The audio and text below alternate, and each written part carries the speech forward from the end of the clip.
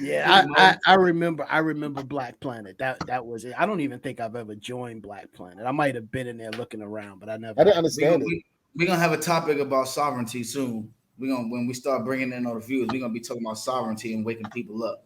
See That's a what they good. That's a good conversation. That's a good conversation. You all know it what? takes. I want to switch gears just a little bit though, because I realize we haven't had this conversation, and I think it's a really important one, and that is Black men's health, right? And perhaps we should have been a little bit more. Well, not a little bit more. Maybe this is something that we should prep for. But I definitely wanted to just talk about Black men's health and us being, Black men, middle-aged Black men. I think it's a very important conversation. Um, so yeah, like I don't know. I mean, this is such a loaded conversation, and we could go in so many different directions with it. But I guess probably the best way to start this off is to ask you guys, what is what's your personal health like? And you don't have to get too specific because it's obviously private information. But I think it's important that we sort of explore it personally, and just sort of go from there. Maybe we could have some insightful conversation about it. What's up?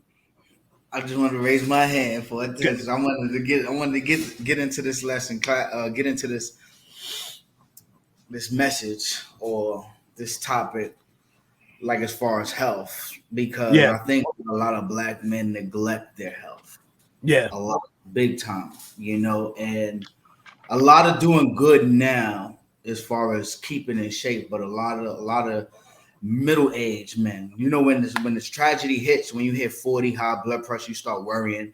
But the 30s, dudes ain't worrying about it. They still young, and then by the time the bad health creep up on them, that it's yeah, too late. It's too yeah, late. You need to practice that all the way through from the youth, from the 20s to the 30s to the 40s. Because once you miss a beat, you tend to fall off like me. I look young and I feel young, but I'm getting old. I got high blood pressure, but I'm like a seasonal workout type dude. I'll work out 3 months out of the whole year. You know what mm, I mean? mm, And that'll just keep me going. And I think that I need to practice more working out and ethics, or even build a workout team so I could stay more focused on it. Like I noticed that when I go to the gym and I see the brothers that work out together, they're yeah, more healthier and in shape. You know what I mean? yeah, Because they're pushing and motivating each other. yeah, Keeping you accountable, right? yeah, In an instance with this topic is a push and a motivation to maybe make a person want to take care of their personal health a little bit better. You know what I'm saying? As you get older, because you know it's coming. yeah. Like that shit is waiting for you. So you gotta be in shape. Why you think I used to always say, why you think you see like the older, no offense to white people, because we're not gonna make this a white black thing. But I used to always see white people jogging all the time. And I'd be Yeah. like looking at them, I'd be like, look at this motherfucker running from death. This motherfucker is trying not to let death catch up with them. They running because they running from death. And if you look at it, when you jog, it's like if you jog enough, you running to chase to get away from death. Because if you don't work out, stay in shape, death will come up on you quicker. That's a good way to think about it. Definitely. I can say for me, um, my thing, and I've just gotten to this recently. Like I, while my blood pressure has been fine, I've always suffered with moderately high cholesterol. And this is since a kid, right? And even at my healthiest, um, I even had it. So that's how I know it's a hereditary thing, right? But now that for certain at the heaviest I've ever been, it's become more prevalent. So I recognize that I have to really commit to getting my weight under control and commit to eating better. The other thing is, and I had to really sort of do some sort of deep introspective processing for me to recognize why I can't commit to long-term exercising. And that's because the shit just bores me. Right. So what I had to do is say to myself, what is it that you would do that you could commit to so that whenever you go do it in terms of physical activity, it never feels like exercise, which is what got me to join a boxing gym, right? Which I absolutely love boxing. I go 2 times a week. If I can do 3 times a week, I do 3 times a week, but I go 2 times a week, and it's a really strenuous workout, but I never get bored of it. So I think that's the key for people because ultimately the reality is that people don't stick with exercising not because they don't know that they need to do it. They just get bored of the same monotonous, mundane activity day in, day out. So I would recommend just find something that you enjoy doing and something that doesn't feel like exercise. And that could be walking long distances. It could be riding your bike.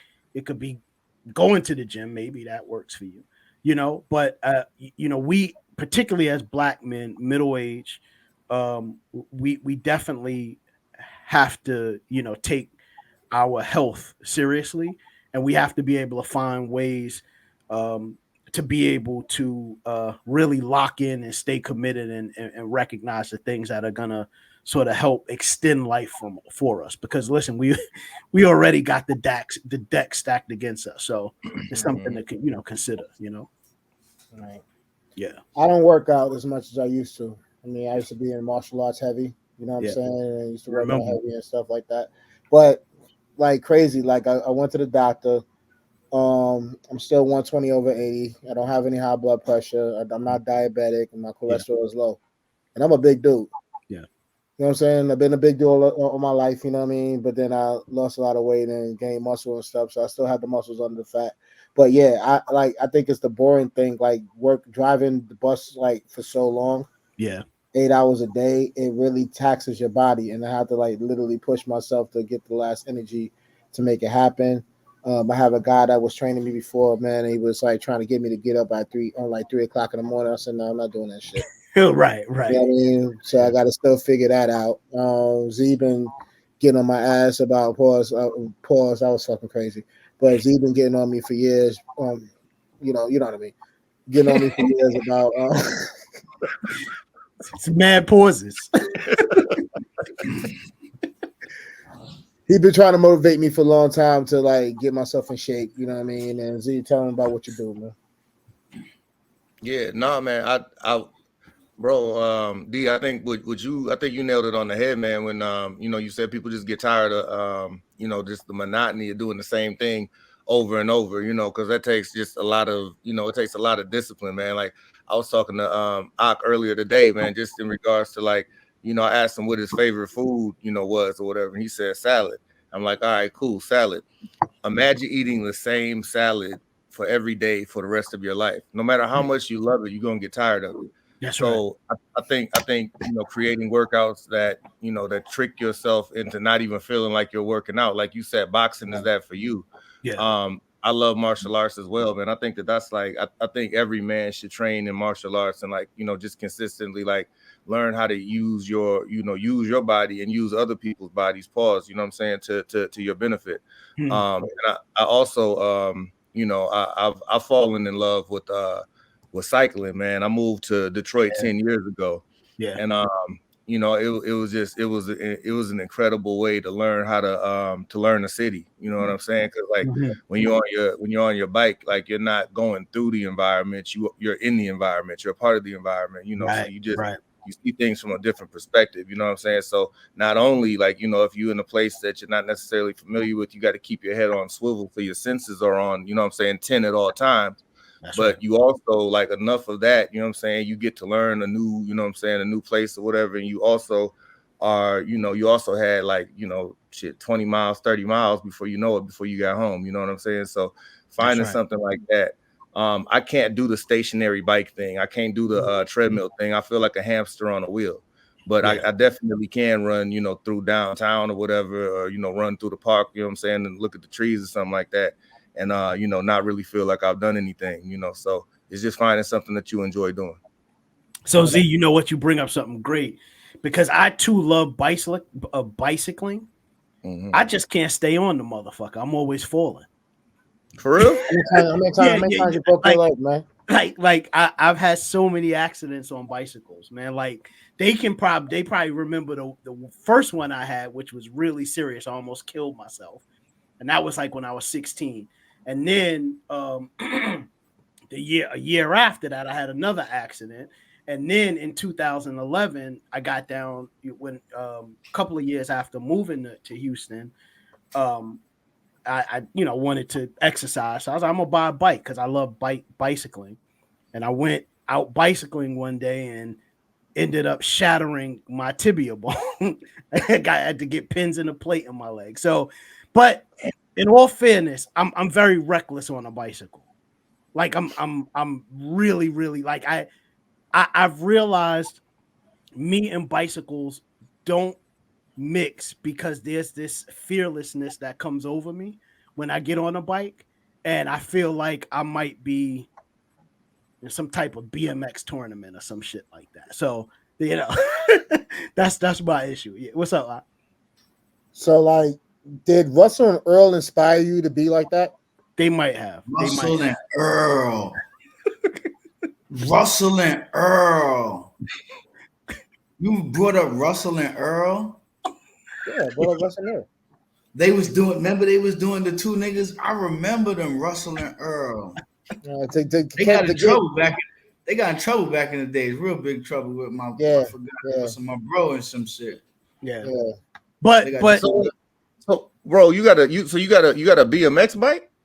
Nah, man, I had a mountain bike, off what do they call it? Off road. Just okay. Get a road bike. Get a road bike with the skinny tires, bro. So you can't like be doing all the extra shit. But see, the problem with those bikes is, man, I haven't gotten to that point yet because I'm too big. Like, just being forthright, like I'm too big for those bikes. So those seats kill me. You know what I mean? So, but I see what you're saying. I think ultimately for me, I just had to find something that worked for me. Bicycling is cool, but it's just a bit, for me, it was just a bit too dangerous, especially since I've gotten older. You know what I mean? So now I'm really happy that I found the boxing.